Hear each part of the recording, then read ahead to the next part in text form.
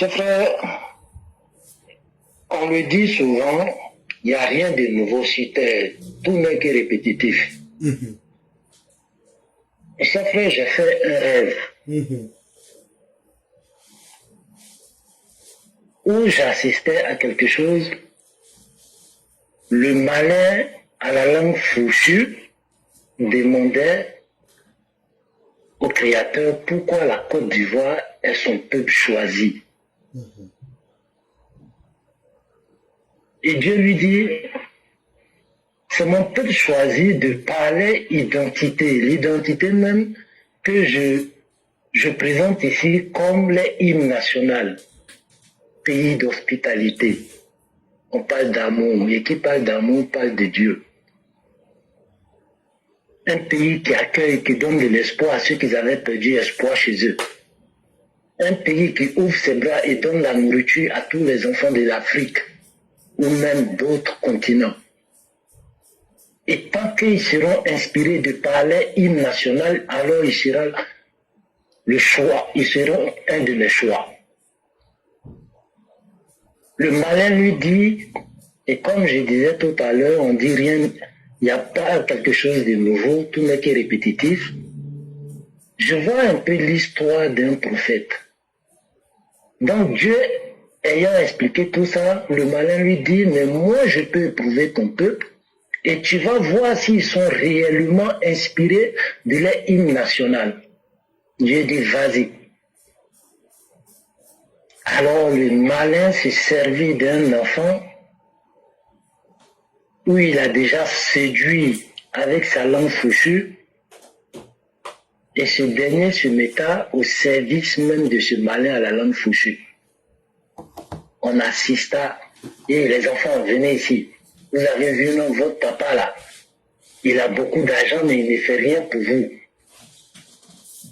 Souhaitez la mort même de votre papa parce que votre papa là c'est un voleur. Revendiquez votre droit. On a vu des enfants de la Côte d'Ivoire descendre dans la rue. Oufoué, voleur, oufoué, voleur. Étant au service du malin, voilà comment il a sacrifié une génération. De par sa manipulation inspirée par le malin. Et cette génération paya le prix, bien étant innocents, étant des enfants, mais avec la malédiction qu'ils avaient achetée, cette génération-là paya le prix. Ce qu'on a appelé quelques années après une génération sacrifiée. Jusqu'à ce qu'on paye le prix de l'épreuve où on a utilisé les enfants de ce peuple, de cette terre choisie là, jusqu'à le malin puisse avoir ce pouvoir-là. Mais étant au pouvoir, étant au service du malin, il nous avait déjà annoncé les couleurs. 1000 morts à gauche, 1000 morts à droite. C'était de m'asseoir dans le fauteuil du roi pour montrer à Dieu que ce n'était pas un peuple qui était digne. Tu m'as donné l'occasion de les éprouver et ils t'ont montré qu'ils n'étaient pas dignes de toi. Et lorsque le monsieur il annonçait la couleur de 1000 morts à gauche, 1000 morts à droite, on fut le contemporain de ça. Les assassinats, les charniers, les enlèvements, les viols de femmes, tout ce qui allait à l'encontre des règles de Dieu, parce que c'était le pouvoir du malin et le serviteur du malin, avait eu sa période parce que ce peuple choisi-là avait été éprouvé et les enfants se sont laissés charmer par la langue fourchue du malin. Éprouvé, mais toujours étant un peuple choisi avec son hymne national. Voilà pourquoi je parle je m'inspire de l'histoire d'un prophète que Dieu a appelé le patient. Parce que même étant éprouvé, il a gardé la foi. Il n'a pas hésité en un seul instant. Et on connaît l'histoire de ce monsieur. Éprouvé, exilé, comme Ce prophète-là, à un moment atteint par la décomposition de son corps, on l'avait mis à l'extérieur du village parce que l'odeur gênait tout le monde. Sa femme essayait de le convaincre. Voici quelqu'un qui dit qu'il peut te soigner parce que le diable s'était déguisé. Renonce à ton Dieu, il pourra te soigner. Parce qu'à un moment donné, moi, ta femme, je suis un peu épuisé. Mais il y a un monsieur de notre temps, éprouvé avec tout ce qu'on a connu. Tentative de meurtre, une mère déterrée, tentative d'assassinat de ses militants. On lui disait, mais est-ce que c'est forcé de faire la politique? Laisse tomber, va t'asseoir aux États-Unis, tu auras tous les privilèges là-bas. Mais patient comme le prophète, avec les intentions qu'il avait pour la Côte d'Ivoire, sa patience paya. Et voilà pourquoi Dieu a dit, ce peuple-là, tant qu'ils vont tenir à leur hymne national, alors il sera mon peuple choisi. Et aujourd'hui, on voit la fleur qui fleurit encore. Parce que celui qui est là, respecte tous les critères et tous les engagements de l'hymne national, qui est un pacte devant Dieu, qui est une promesse aussi devant Dieu de ce qu'on peut apporter à l'humanité et à notre semblable. Mais le malin n'a toujours pas fini de tenter ce peuple choisi là, parce que là où tout est bon, là où le peuple est uni, votre adversaire farouche sera ce malin à la langue fauchée. Et son serviteur n'a pas encore fini. Chers frères, voici les rêves que j'ai faits. Et quand j'ai expliqué, on m'a dit, tout n'est que répétitif dans ce monde, il n'y a rien de nouveau. Je voulais partager ça avec vous. Désolé si j'ai pris plus de temps. Cher frère, vous n'avez pas à présenter vos excuses. Vous ne faites que démontrer encore plus l'amour que vous avez pour votre pays, la Côte d'Ivoire. Et il suffit simplement de mettre le nom Côte d'Ivoire sur votre rêve. Et vous voyez que le diable prend toujours plaisir. Parce que, à faire du mal. Vous voyez dans les religions, on nous dit que la demeure du diable, c'est l'enfer. Mais l'enfer, c'est le lieu par définition où c'est la souffrance qui est dominante là-bas. La souffrance est dominante en enfer. On ne parle même pas de bonheur là-bas. Et chers Ivoiriens, le malin dont il est question ici, c'est Laurent Gbagbo et l'opposition qui ne fait qu'aujourd'hui copier ce modèle-là. Mais surtout, l'aspect répétitif dont parle le grand maître Tefeu, c'est que ça risque de continuer.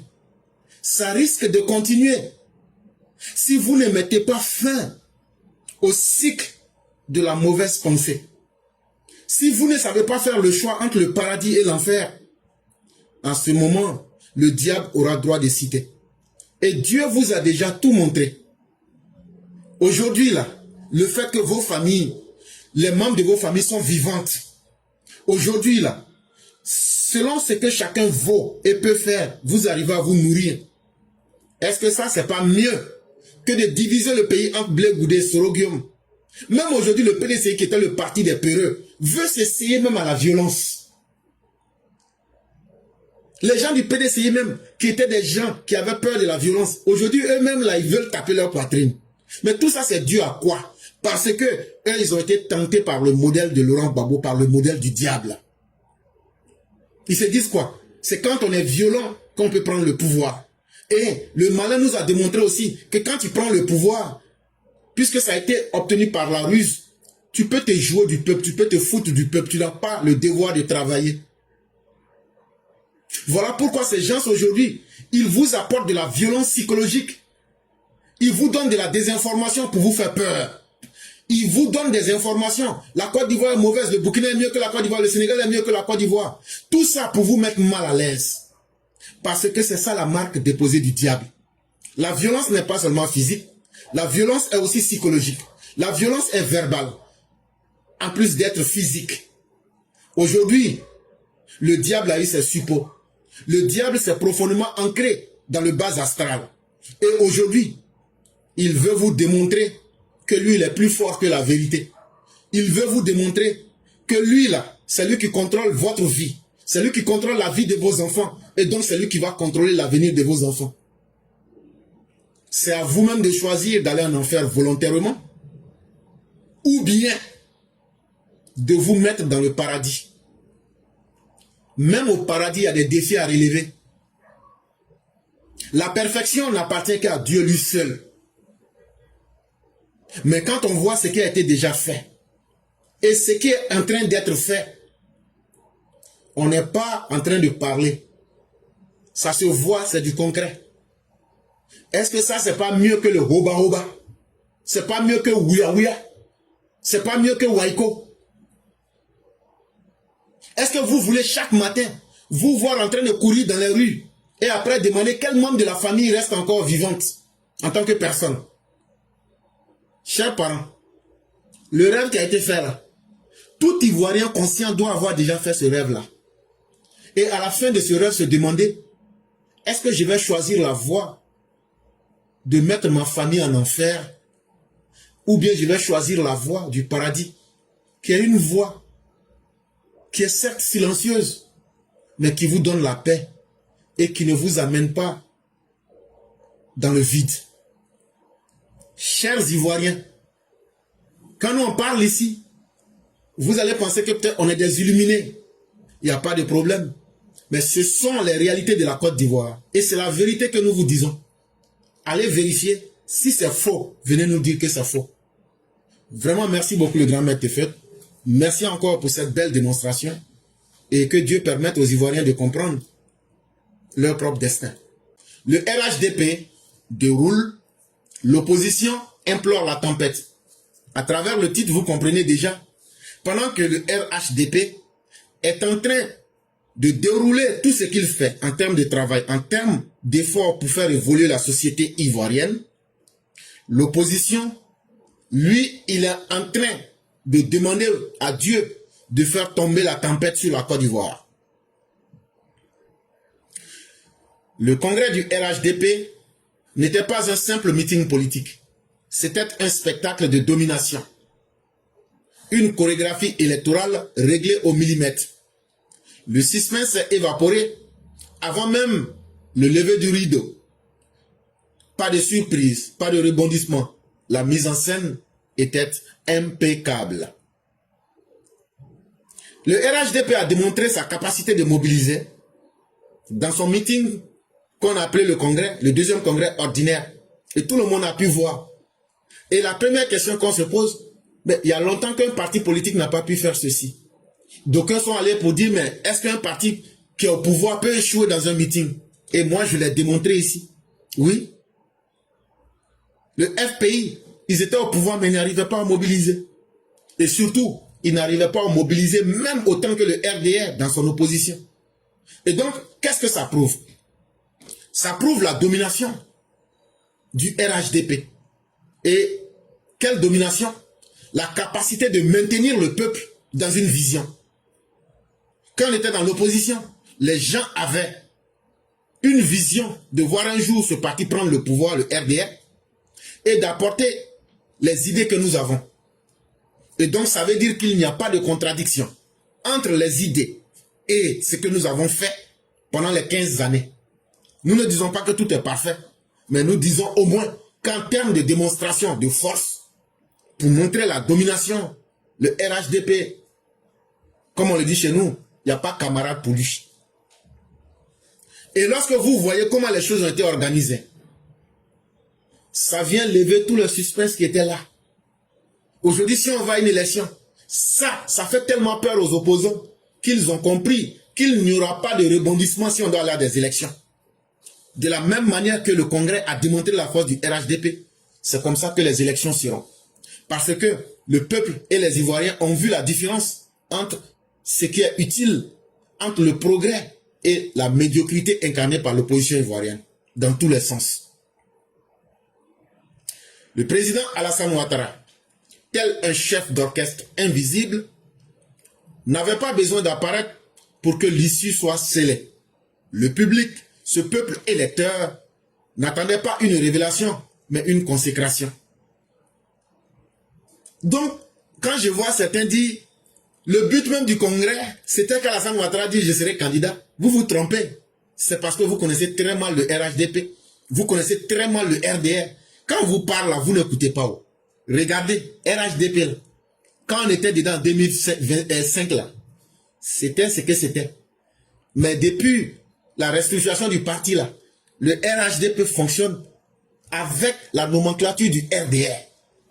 Donc quand on parle là, vous qui ne voyez pas, qui ne comprenez pas là, il faut que vous, on vous dise tout. Ah, Dieu il est habillé comment? Dieu il est comment? Toi-même, il faut aller le regarder.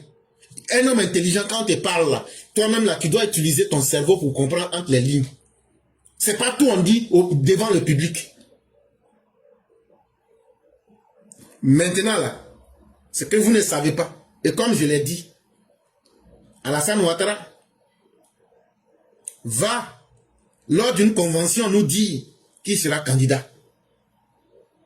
Et nous, notre parti là, nous on ne fonctionne pas sous l'émotion. Ce n'est pas le public qui dicte ses émotions au chef. Alassane Ouattara là, c'est un chef d'orchestre. Il n'a pas besoin qu'on le voie. Lui-même là, qu'on le voit, qu'on ne le voit pas, on l'aime déjà. Lui-même là, son nom seul là, ça met la foule en extase. Donc là, nous on n'a pas besoin de se réunir pour faire une révélation. Et pour faire cette révélation à qui?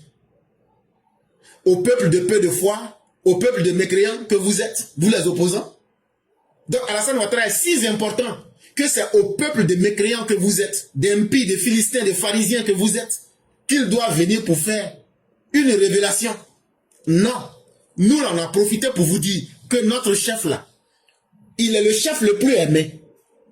C'est la consécration d'un homme qu'on voulait faire. C'est l'hommage qu'on voulait rendre à un homme d'abord. Et cet homme-là, c'est un orfèvre. Cet homme-là, c'est un chef d'orchestre. Cet homme-là, il s'appelle Alassane Ouattara. Cet homme-là, un bon chef d'orchestre, il sait crier la symphonie. Il sait faire l'harmonie. Et il n'est pas un chef qui est dans la cacophonie, comme vos chefs de l'opposition. Et donc, sa mélodie est tellement synchronisée que même vous, les opposants, vous attendiez une révélation. Et quand vous n'aviez pas eu, peuple impie, peuple de peu de foi, quand vous n'avez pas eu ce que vous voulez, la peur vous a envahi. Mais pourtant, la réponse était devant tout le monde. Le RHDP n'a pas exhibé sa force. Il a prouvé qu'il était le système nerveux du jeu politique. Le RHDP vous a montré que vous là, nous notre congrès là, ça vous intéresse tellement que c'est vous qui étiez plus intéressés par notre congrès que par nous-mêmes. Parce que nous là, il y a beaucoup de nos électeurs qui n'avaient pas vu Alassane Ouattara depuis qu'ils entendent parler d'Alassane Ouattara. Vous n'avez pas entendu les jeunes qu'on a mis dans la liste là. Il y a beaucoup là, ils n'ont jamais vu Ouattara Fafa. Donc là, le chef allait se présenter pour dire, on dit que je suis vieux, est-ce que c'est vrai? On dit que je ne peux plus être candidat, est-ce que vous me voyez? Est-ce que je vous vois? Donc c'était une consécration, c'était une prise de contact avec les troupes. Et là déjà, la force, on n'avait même plus besoin de prouver cette force-là. Nous sommes la colonne vertébrale du jeu politique en Côte d'Ivoire. Que ce soit idéologiquement, que ce soit de façon pratique sur le terrain, il n'y a pas quelqu'un qui a fait mieux que nous. Et en matière de mobiliser, il est venu se présenter à la nouvelle génération pour dire je suis là et comptez sur moi. Et je serai là, j'ai entendu ce que vous m'avez dit et je vais faire comme ce que vous avez dit. Aujourd'hui là, quand tu as Alassane Ouattara, il va montrer sa force à qui? Il a déjà démontré, autant dans l'opposition que dans le pouvoir, il a démontré qu'il est l'homme le plus sûr de la politique en Côte d'Ivoire. Alors que vous n'avez même pas encore de fondation. Le PDC est divisé aujourd'hui en combien de partis? Le PPACI, allez d'abord chercher des fondations. Allez d'abord chercher à trouver une voie pour vos partis politiques et vos dirigeants. Et donc, complètement pris au dépourvu, complètement, comme on dit chez nous, ils sont rentrés complètement en brousse. Et donc, l'opposition a pris chaos. Chaos technique. Et donc, qu'est-ce qu'ils veulent faire maintenant? Ils rêvent à ce que l'apocalypse arrive en Côte d'Ivoire. Ils rêvent maintenant à un cycle de malheur en Côte d'Ivoire. Face à cette orchestration implacable, l'opposition ressemble à une chorale désorganisée, désaccordée, dont les membres n'ont même pas la même partition. C'est ce qu'on appelle une cacophonie. Donc ils sont là. Imaginez une chorale qui est en train de chanter, mais chacun chante comme il veut. Et on veut que cela soit une harmonie pour nous faire aboutir à une symphonie. Non, ça nous conduit à une cacophonie. Où tu attends plusieurs bruits désorganisés, où chacun fait ce qu'il veut. Parce que Alassane Ouattara est tellement fort que l'opposition ressemble à une chorale aujourd'hui qui nous offre le spectacle de la cacophonie. Une opposition incapable de mobiliser, même ne serait-ce qu'au stade de la BAE. Une opposition de M. Tidjane Thiam qui va à Paris, qui réunit 16 personnes le samedi passé. 16 personnes. La vidéo est là, vous pouvez aller la regarder.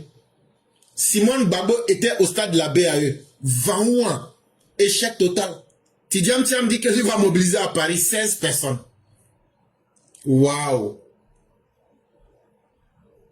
Mais l'opposition ne se pose pas la question. Qu'est-ce qui fait que nous sommes divisés? Et qu'est-ce qui fait que les gens ne nous aiment pas? L'opposition, son premier ennemi là, c'est elle-même. L'opposition, c'est elle-même dissoute. Elle s'est auto-dissoute en constellation de groupuscules de partis politiques. On va appeler ça des micro-partis politiques. Des partis politiques microscopiques. Des partis éponges démocratiques. Des partis saturés par le regret et la frustration. Mais surtout des partis dénués de la moindre capacité de relance économique. Politique. Ça veut dire eux-mêmes là, ils sont dans la politique là, mais ils n'ont aucune capacité de se renouveler, de faire leur aggiornamiento pour pouvoir essayer de devenir quelque chose de nouveau. Les mêmes mauvais comportements, les mêmes vilaines choses qu'ils avaient l'habitude de faire, ils sont dans ça. Et les Ivoiriens les voient dans ça. On dit, vous êtes dans ça là encore. Oh, bon. Et donc, c'est tout ça qui leur fait extrêmement mal. Et donc, ils sont plongés dans leurs regrets et dans leur frustration. Et pris de dépourvu, dans le désespoir le plus absolu, les opposants ont peur. Ils ne veulent plus aller aux urnes. Ils ne croient plus à la dictature des urnes. Maintenant, qu'est-ce qu'ils font? Ils se mettent genoux à terre. Ils disent, bon Dieu, on demande qu'il y ait un tremblement de terre en Côte d'Ivoire. Bon Dieu, est-ce qu'il n'y a pas un trou pour créer un volcan? Tout ce qui peut être le symbole du chaos. Eux, aujourd'hui, c'est ce qu'ils demandent. Si aujourd'hui, on ne peut plus mobiliser. Aujourd'hui, les gens ne nous comprennent pas parce que nous-mêmes, on est restés dans nos frustrations. On est restés dans nos haines. On est restés dans nos regrets. Et aujourd'hui, là, nous, on n'a même pas de plan. Comment nous mettre ensemble pour essayer de faire rêver les Ivoiriens? Donc, bon Dieu, ce qu'on te demande là, il faut créer un tremblement de terre en Côte d'Ivoire. Ou bien, si tu veux là, faut faire volcan. Là, comme ça, quand ça va sortir là, ça n'a qu'à brûler toute la Côte d'Ivoire. Et puis maintenant, là, nous tous, on sera contents. C'est le miracle.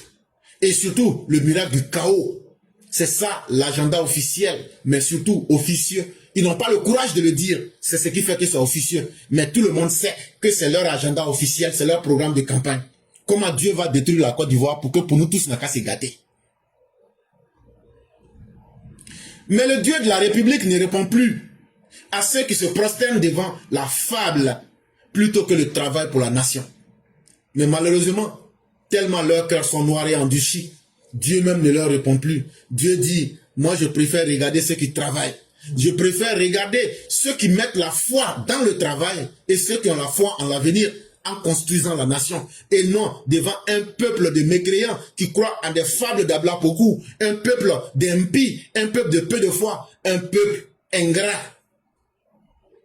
Vous, les Ivoiriens ont nourri vos pères depuis la période de la colonisation. Les gens du PDCI là, les gens qui se disent fils à papa là, vous avez volé l'argent des Ivoiriens. Vous vous êtes nourris sur les impôts des Ivoiriens, mais vous êtes ingrats. Vous voulez aujourd'hui marcher sur le dos et la tête de ces Ivoiriens-là qui vous ont nourri. Et Dieu lui-même dit, trop, c'est trop. Le bon Dieu même dit, vos prières pour que l'apocalypse n'a qu'à arriver en Côte d'Ivoire, pour que tremblement de terre n'a qu'à venir en Côte d'Ivoire, pour que glissement de terrain n'a qu'à venir en Côte d'Ivoire, et puis la terre va avaler la Côte d'Ivoire 7 fois là. Et c'est fini. C'est fini. Dieu dit, je n'écoute que ceux qui travaillent pour la nation ivoirienne. Je n'écoute que ceux qui disent, il faut mettre fin à la haine. C'est eux que j'écoute. Vous les opposants là, même la réalité se moque de vous aujourd'hui. La réalité même se moque de vous. Quand vous-même vous dites que vous êtes opposant là, les gens vous regardent et puis disent, ah, oh qu'on a compris. Oh. Même la réalité même se moque de vous.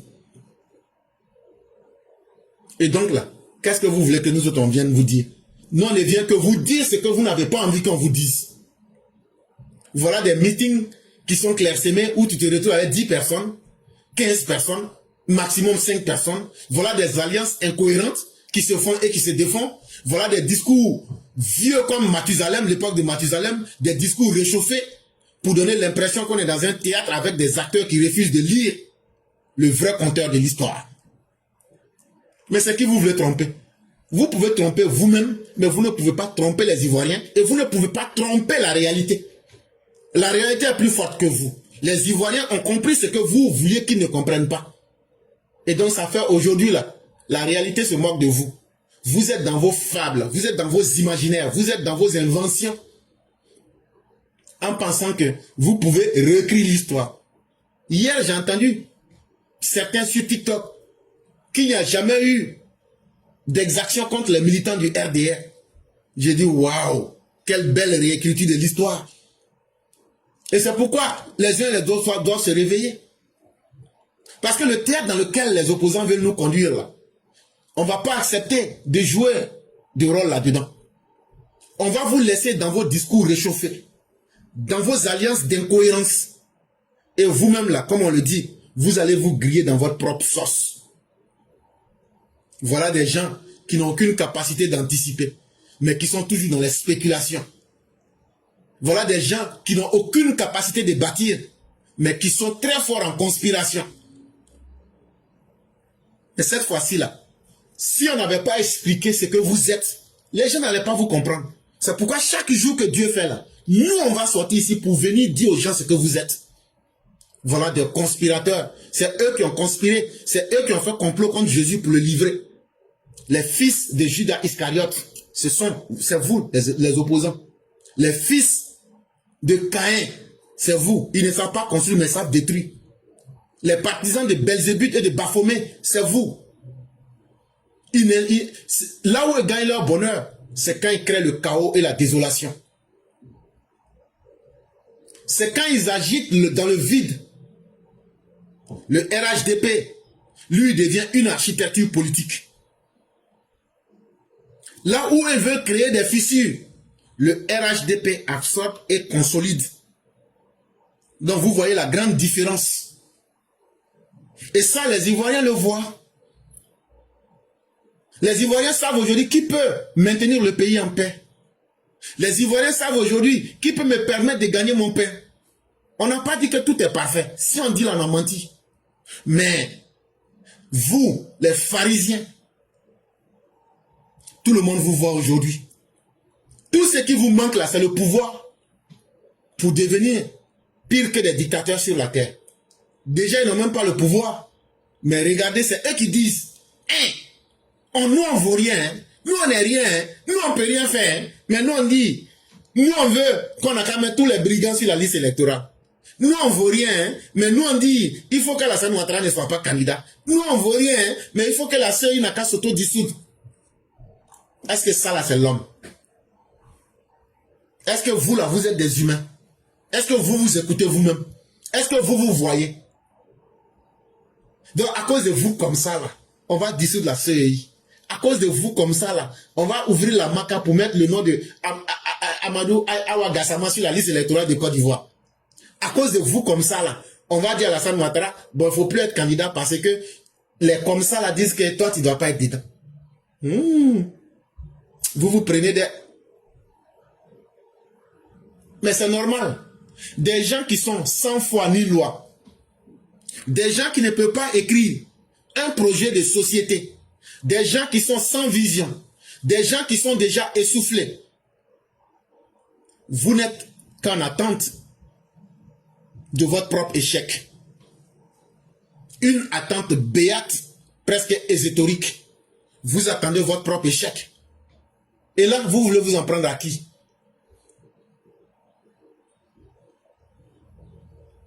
Vous voulez vous en prendre à qui? alors que la réalité est en face. Mais vous espérez que le pouvoir va s'effondrer. Vous espérez, dans vos miracles, que le pouvoir va se renverser par un hasard providentiel. Dieu va venir frapper. Mais si c'est ça votre stratégie là, c'est que vous allez durer sans prendre pouvoir d'être. Alors qu'aujourd'hui les électeurs disent non, on veut du concret. Vous vous proposez des lamentations. Les électeurs disent aujourd'hui là, celui qui va être président là, il nous apporte quoi? Vous êtes dans vos incantations, dans vos lamentations. Alors que le pays est en train de chercher des architectes. Vous êtes en train de tendre des filets de la rhétorique. La CIE, Alassane Ouattara, les judelles, c'est comme ça. Continuez dans vos lamentations. C'est vous qui pleurez. Sinon le pays avance. Mais en tout cas, si je reviens au deuxième congrès extraordinaire du RDR, qui a été organisé par le RDR, parce que moi je ne suis pas RHDP, moi je suis RDR, donc je préfère dire ce que je pense. Le congrès deuxième qui a été organisé par le RDR, il a non seulement dévoilé la mécanique électorale, ça veut dire, nous on est trop en avance. C'est comme tu prends une Rolls Royce, et puis moto bécane, et puis tu dis, faites course. Nous là, on est trop près, et c'est pas vous-même qu'on regarde encore. Et aujourd'hui, il a révélé en reflet l'effritement stratégique, moral et intellectuel d'une opposition qui doute d'elle-même et de ses électeurs. Est-ce que vous, les opposants, là, vous avez confiance en vous-même? Moralement, vous n'êtes pas à la hauteur. Intellectuellement, vous êtes carrément dans les abîmes. Et donc, vous êtes dans une désorganisation stratégique. Vous n'avez aucune stratégie. Et même vos électeurs doutent de vous. Ah non, il ne faut pas s'inscrire. Non, il faut s'inscrire. Non, il faut faire ceci. La CEI n'est pas bonne. Mais en même temps, on voit vos propres partisans chaque jour se cacher après vos discours. Donc, vous avez fini par mettre vos propres électeurs dans le doute. Parce que vous-même, là, vous doutez de vous-même. Vous dites, non, il ne faut pas, les gens vont aller, comment on appelle, parrainage, c'est pas bon. Bon, aujourd'hui, vous dites maintenant que vous êtes en train de faire parrainage. Vous dites que la CEI n'est pas bonne, mais vous partez faire des formations là-bas. Mais pour un militant, un électeur sérieux, il s'est dit, mais qui sont ceux-là qui disent et qui se dédisent? Mais où ils veulent nous amener? Donc, ça finit par créer, vous étiez minoritaire, mais le peu d'électeurs qui vous restaient là, vous les avez envahis de vos propres doutes. Donc, à la vérité là, on ne parle plus de 2025. Le match est déjà terminé. Le match est déjà terminé. Seulement là, on va aller pour faire une confirmation sur le terrain, c'est tout. Mais en attendant, l'orage que vous attendez, en implorant le bon Dieu là, pour qu'il vienne une pluie qui va casser le ciel de la CEI, une pluie qui va ouvrir la terre de la Côte d'Ivoire pour nous engloutir nous tous là.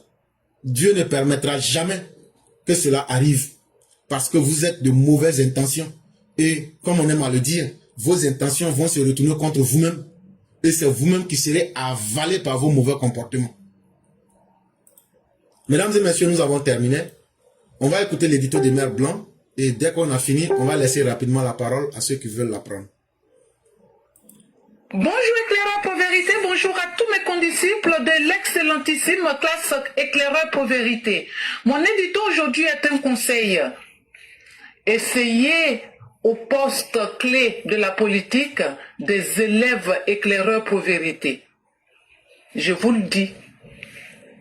Nous avons eu la chance en Côte d'Ivoire d'avoir le meilleur guide, mais surtout le meilleur enseignant, à la personne de son excellence Alassane Ouattara.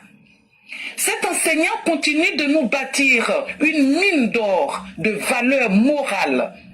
Quelles sont-elles? On peut citer par exemple le goût du travail, le respect et l'amour de son prochain et le respect de la parole donnée.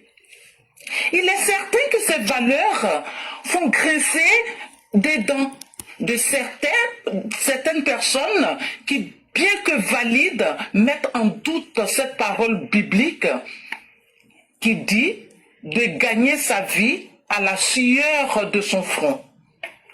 À cela, le président dit ceci: tu jouis d'une santé physique, tu jouis d'une santé intellectuelle, mais tu es réfractaire au travail. C'est ton choix, mais alors accepte de mener une vie de gueux. Les agoras appartiennent désormais au passé. Plutôt que de te plaindre, le secteur primaire nourrit très bien son homme.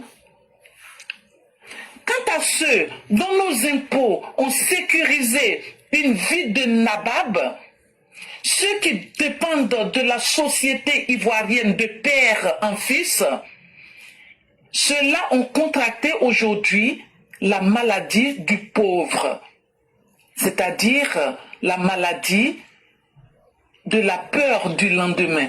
Tant le risque de tout perdre est en train de prendre forme. Mais c'est burlesque. Les jeunes des agoras peuvent se mettre au travail pour découvrir un monde où seul le travail assure une dignité. Et les moins jeunes et vieillards, tels que Afibata, Joligo, Fuyad, ont vite compris les privilèges liés à la politique. Mais seulement aujourd'hui, ils sont périmés. Pensez-vous que ceux-là pensent retourner exercer leur métier? Non. D'ailleurs, pour eux, ce serait honteux. Alors, ils sont prêts à tout. Comme tous ceux de leur acabit, pour continuer de vivre aux frais de la princesse et mener une vie d'Augustin Thiam, le châtelain pris en charge par la société ivoirienne. Le genre à engloutir à lui seul le salaire mensuel de 3000 instituteurs, qu'aux politiciens, qu'aux génies de la politique.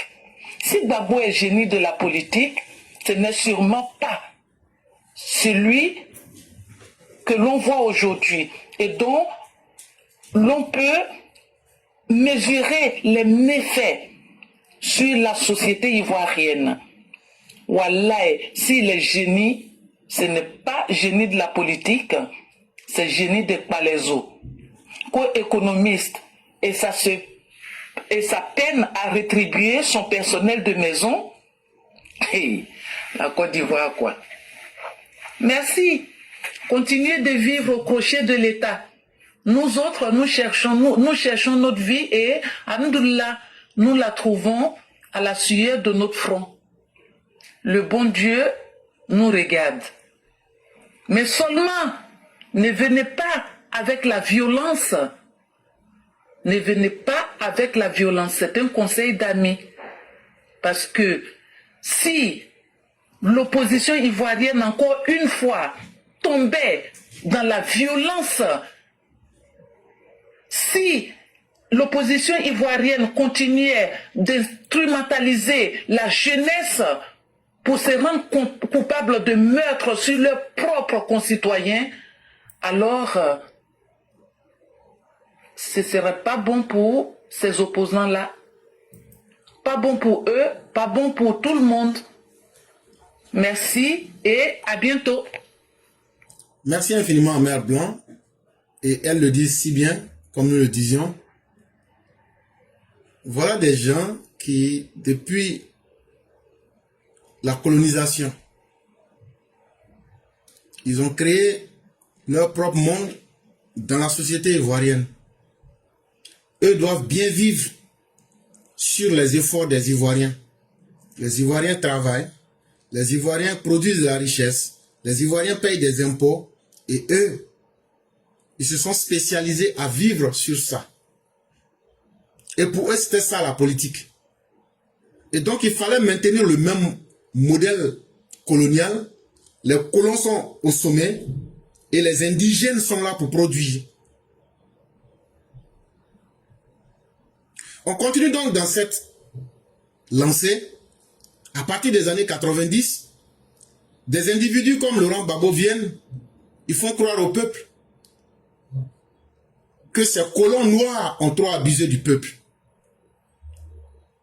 ces colons noirs, ce sont les éléments du PDCI, où on retrouve des familles, où l'enfant, pour être simplement né de cette famille-là, il est déjà quelqu'un qui a réussi toute sa vie.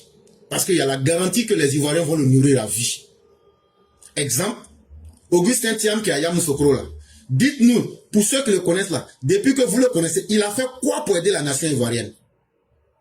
C'est un exemple qu'on vous prend. Tidjam Thiam a fait quoi pour aider la nation ivoirienne? Et on aurait pu vous citer plein comme ça. Mais parce qu'ils sont nés, selon eux, de la bonne famille, eux, ils méritent tout en Côte d'Ivoire. Et vous qui produisez les richesses, vous qui souffrez chaque jour, vous ne méritez rien. Vos enfants ne doivent pas avoir accès aux universités. Vos enfants ne doivent pas un jour avoir la chance d'étudier en dehors de la Côte d'Ivoire dans les grands pays où eux, leurs enfants viennent étudier. Mais eux, ils prennent vous votre argent pour venir faire étudier leurs enfants. C'est ce modèle-là que les gens avaient voulu maintenir.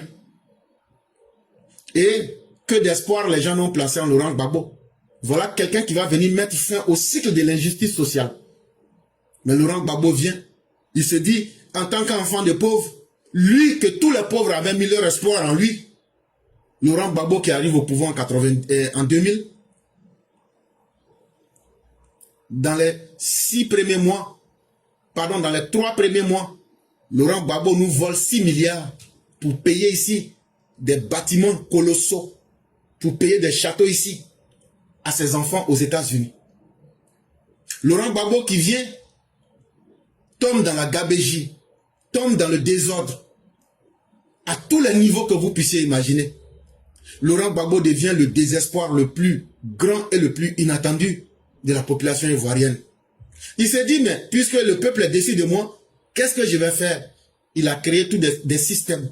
Si ce ne sont pas les escadrons de la mort, ce sont les charniers. Si ce ne sont pas les escadrons de la mort et les charniers, ce sont les viols collectifs. Si ce ne sont ni les viols, ni les charniers, ni les escadrons de la mort, c'est comment donner des armes aux populations les plus faibles pour qu'elles puissent s'entretuer. Là, comme ça, là, si vous venez me demander compte, c'est parce que vos enfants vivent, ou bien c'est parce que vous êtes en paix. Et donc, il va créer les conditions pour que les Ivoiriens eux-mêmes oublient de lui poser les vraies questions. On ne parle plus de développement, mais les Ivoiriens disent, comment on va faire? Est-ce que si je dors la nuit, je vais me réveiller le matin? Et si je suis là le matin, est-ce que la nuit va me trouver? Là, quand c'est comme ça, là, vous n'allez pas me demander qu'est-ce que je devrais faire pour vous les pauvres? On fait un passage à vide. Pendant plus de 10 ans, on fait beaucoup de bruit, mais rien n'est fait pour les Ivoiriens, surtout pour les plus pauvres. Et là, on se demande, est-ce que ceux qui étaient les colons n'étaient pas mieux que le soi-disant fils du pays qui est venu aujourd'hui pour nous offrir la mort? Et c'est après lui que vient le docteur Alassane Ouattara. Et quand le docteur arrive, il nous dit la politique, c'est d'abord ce que tu dis, tu dois être capable de faire. Quand Alassane dit, Alassane fait. La politique, c'est pas de tromper le peuple. Parce que c'est à cela que ces deux groupes ont habitué le peuple. Ah non, quand tu es un politicien, toi tu es au-dessus du lot et tu peux faire tout ce que tu veux et tu peux tromper. Un vrai politicien, c'est celui qui sait d'abord tromper les gens. Il démontre que tout ça c'est faux. Il démontre qu'un vrai politicien, c'est quelqu'un qui se met au travail. C'est quelqu'un qui travaille pour le peuple. Et c'est quelqu'un qui inspire confiance au peuple. Et c'est quelqu'un qui dit au peuple, faites-moi confiance. Faites-moi confiance. C'est avec lui qu'on entend, faites-moi confiance. L'avenir sera mieux. L'avenir sera mieux qu'aujourd'hui. Mais, comment? Par le travail, par le respect de soi-même et par la dignité qu'on donne à la fonction de président. Alassane Ouattara nous mène dans un environnement qui est différent de ce qu'on avait toujours l'habitude de voir. Et aujourd'hui, nous sommes dans un combat en Côte d'Ivoire où certains veulent maintenir ces vieilles et mauvaises qualités et combattre ce que le président Ouattara a fait aujourd'hui. Et chers Ivoiriens, vous êtes à la croisée des chemins. C'est à vous de choisir lequel voudriez-vous choisir. Est-ce que vous serez les prisonniers de vos propres faiblesses? C'est facile de dire comme Gbagbo est bêté là, comme on a des lois, on va aller derrière lui. Comme l'autre là, lui, les musulmans là, les musulmans aussi vont aller derrière lui. Comme il est chrétien là, quand il va venir là, nous les chrétiens là, on va pouvoir faire malin sur les musulmans. Ça, ce sont vos propres limitations. Et je vais vous donner une histoire. Vous savez, hier, je vous ai parlé du miroir magique. Je disais comme ça que dans un village se trouvait un miroir magique. Et toute personne qui prenait le temps de s'y mirer, de se regarder là-dedans, tu voyais ce que tu as en réalité. Et il y avait un jeune homme. Lui n'était pas comme celui d'hier. Lui, il était très sage. Il ne parlait pas beaucoup. Et il ne disait même pas, il ne disait pas ses sentiments. Et il voulait toujours plaire aux autres. Une nuit, lui s'est caché, il allait dans le baobab, il allait regarder le miroir. Et quand il allait regarder dans le miroir, qu'est-ce qu'il a vu? Il a vu que lui-même là, il est enchaîné. Il y a des chaînes sur lui. Il est enchaîné comme quelqu'un on a enchaîné. Il dit, ah! Il dit, mais comment se fait-il que je peux être dans cet état, dans le miroir de la vérité?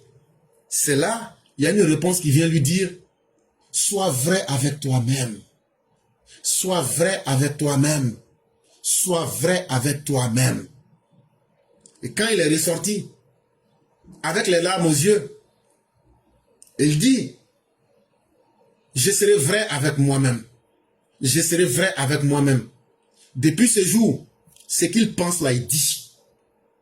Depuis ce jour-là, il a arrêté de plaire à tout le monde. Depuis ce jour-là, il a arrêté de copier les autres.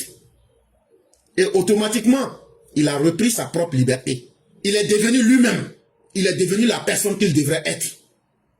Et cher peuple de Côte d'Ivoire, vous aujourd'hui, vous êtes semblable à cette personne. Vous êtes tenu par les chaînes, les cordes de la haine, de la xénophobie, du mensonge, du manque de courage à dire la vérité, de vous libérer de vos cloisonnements religieux. Comme je suis chrétien, je ne veux pas me mélanger aux musulmans. Mais il va falloir que vous vous regardez vous-même et que vous vous dites, nous pouvons construire une Côte d'Ivoire où la seule valeur, ça sera ce que chacun peut apporter et non ce que chacun est. Tu es musulman, c'est bien, c'est ton problème. Tu es chrétien, c'est bien, c'est ton problème. Tu es boussoumani, c'est bien, c'est ton problème. Tu es nordiste, c'est bien, c'est ton problème. Mais au-delà de ces cordes, qu'est-ce que chacun apporte? Et par son travail, et par sa capacité intellectuelle, qu'est-ce que chacun apporte? Voilà le miroir de la vérité. Chers Ivoiriens, ayons le courage de nous regarder là-dedans. Ne cherchons pas à plaire aux politiciens, mais obligeons les politiciens à se faire plaire au peuple. Et pour se faire plaire au peuple, ce sera à nous de leur donner des lignes de conduite. Ce serait à nous de leur dire, on peut tout accepter, mais on n'acceptera pas que vous nous divisiez. On n'acceptera pas que vous nous classifiez en fonction de nos religions. On n'acceptera pas que des familles que nous avons nourries puissent devenir aujourd'hui des gens qui vont s'imposer sur nous. Voilà la Côte d'Ivoire, la vraie. Et toute autre initiative, c'est une pure perte. Et Mère Blanc termine bien pour dire que ces gens-là, ce que je vous ai dit là, quand cela va se faire, que le peuple va prendre conscience de lui-même et leur imposer une feuille de conduite, si ces politiciens incapables ne peuvent pas proposer un projet de société, c'est à nous le peuple de leur proposer un projet de société. Incapables de vouloir attendre la sanction du peuple, leur souhait c'est que il faut créer le désordre. Et dans ce désordre-là, il faut que des vies humaines soient perdues. Et comme ça, eux vont encore prendre ces mêmes vies humaines pour dire, vous voyez, il y a 2000 personnes qui sont mortes, il y a 3000 personnes qui sont mortes. Chers Ivoiriens, les 3000 personnes qui sont mortes là, qui a gagné, qui a tiré le bénéfice de cela? Parce qu'il n'y a rien qui est gratuit. Il y a quelqu'un qui a gagné les bénéfices de cela.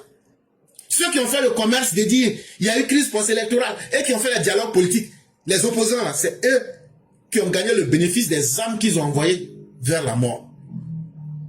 Est-ce que c'est à cela encore qu'on va se retrouver? La mère Blanc pose la question. Ce ne sera pas le meilleur choix, ce ne sera pas la meilleure option. Parce que ça va coûter cher à tout le monde. C'est un avertissement. Mais en même temps, ce sera aussi le dernier. Chers Ivoiriens, ayez le courage de vous regarder dans le miroir de la vérité.